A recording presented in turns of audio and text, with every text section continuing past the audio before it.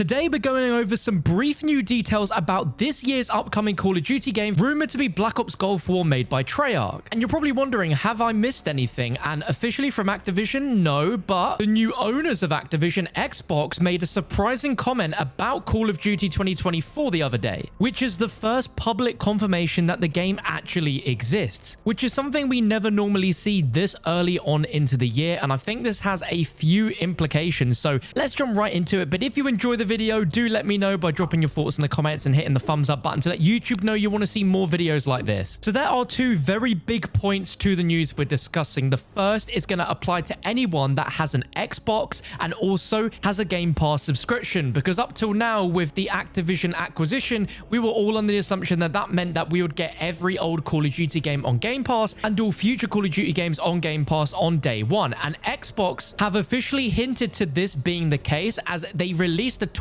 as part of a brand new Xbox business overview where they stated that Game Pass will continue to only be available on Xbox platforms and will have all first-party games playable on day one. Now, given that Activision Blizzard is now owned by Microsoft, Call of Duty is now classed as a first-party title in the same breadth that Halo's a first-party or Gears of War is a first-party game, which means that it is extremely likely that anyone who subscribes to Game Pass on their Xbox will be able to play Black Ops Gulf War on the day it releases without paying a single penny on top of their subscription in order to access the game, which is a massive deal because this could be the most played Treyarch Call of Duty title in their history, because there are going to be so more additional players who wouldn't necessarily go and buy the game at full price who will be able to play the game now, and that will hugely benefit the Call of Duty ecosystem, but more specifically the Treyarch Zombies ecosystem. We could see the highest player counts we have ever seen for a Call of Duty Zombies mode in its history, and this will not affect the launch of the game at all on other platforms like PlayStation and PC. It will all be out on the same day on all platforms that Call of Duty will be available for. But on the topic of that release day, we need to talk about that because a gaming journalism site called Inverse.com got exclusive details from an internal Xbox town hall meeting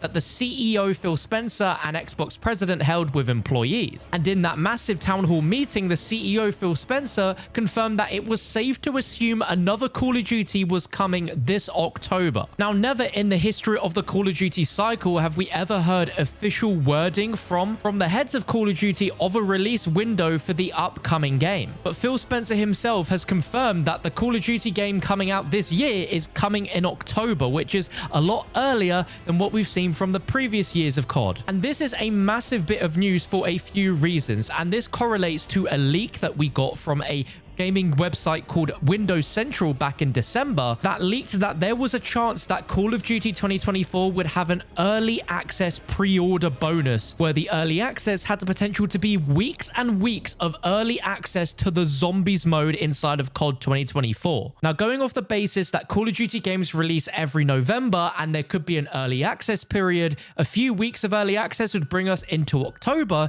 which lines up perfectly with what Phil Spencer said about Call of Duty coming out this October. Now, I'm not saying that proves that the early access Zombies rumor is true, but it definitely validates it and adds some more concrete evidence to that actually being a thing. And we also have to look at a very interesting window of when Call of Duty games have released in October versus games that have released in November. And I bring this up with a very good point, because this year's Call of Duty game is going to have had the longest development period than any COD game ever. And if we look at the prior October releases, we've seen games like Modern Warfare 2019, Black Ops 4, and Modern Warfare 2, which have all had really long development cycles. Then if we look at Black Ops Cold War, Modern Warfare 3, and Vanguard, they all released in November because they had much shorter development cycles and also needed a bit more time in order to be ready. So the earlier a Call of Duty game releases means not only is it ready sooner,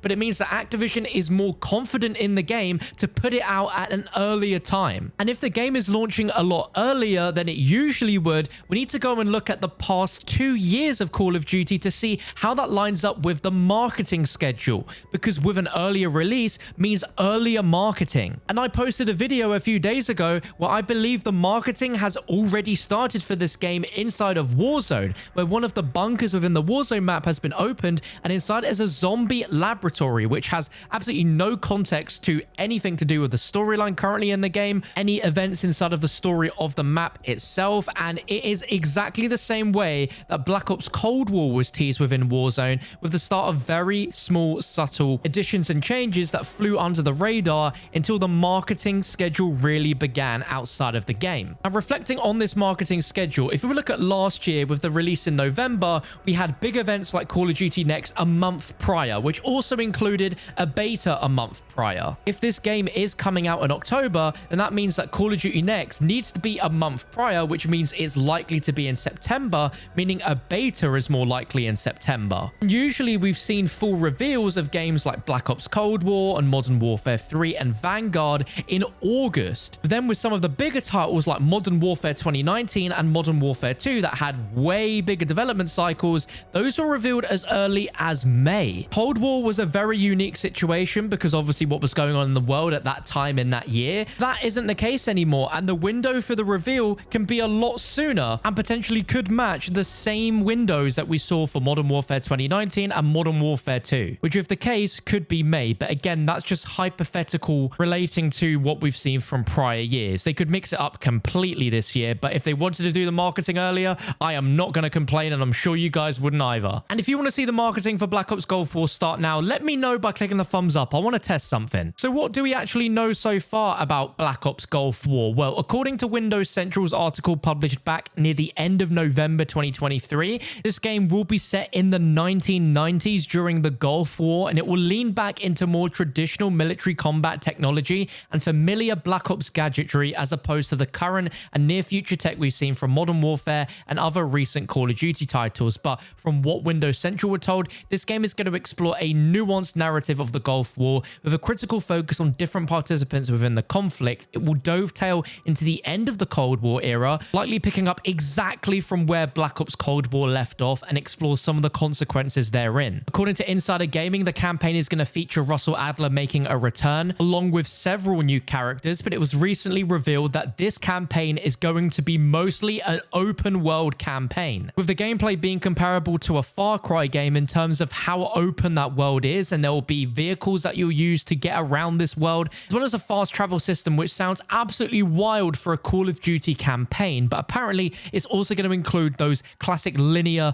blockbuster levels that we have come to know and expect from a COD campaign as well. On the multiplayer front, the game is apparently going to feature returning maps from the Black Ops franchise, including Grind and WMD, and the game files also point to round-based zombies modes returning. And I've posted videos talking more on the details of zombies, so if you want to see them, be sure to check out the channel. But specifically from what data miners have found, there are currently code names for 2 round-based zombies maps so far in this game, which means that there's a potential of 2 of them at launch, which if that is the case is absolutely amazing and shows what Treyarch have been able to do with that additional development time that they've had with this game versus any other Black Ops game. But of course, we know Treyarch have been extremely busy since the ending of Black Ops Cold War, where they were developing various modes throughout the years like Vanguard Zombies, Modern Warfare 2 Ranked, MW3 Zombies, MW3 Ranked. It's just crazy. So I hope that this game ends up being as incredible as it sounds on paper. And again, leaning into that early access period, all the Windows Central article says is that Activision has been discussing a large pre-order early access bonus for the game, with several days for the base game,